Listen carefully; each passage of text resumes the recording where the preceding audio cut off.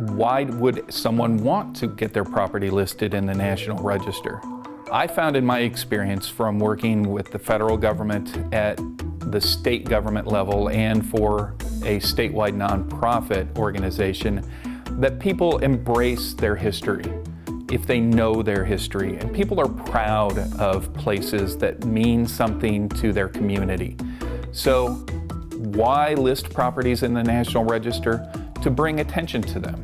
Sometimes shining a light on our history is what brings it into the forefront of our own local government's planning activities, for our own local community's sense of place and pride.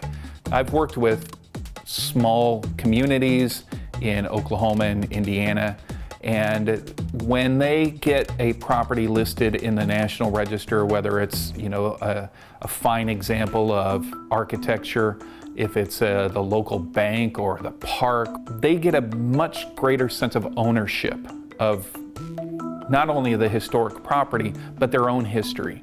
So I like to encourage people to list properties in the National Register, knowing full well and telling them and letting them know full well that it's not going to be a guarantee of the future preservation of the property, but it is an acknowledgement that this place is important and it can serve as a keystone for future planning, for fundraising. The National Register of Historic Places can be used as a teaching tool.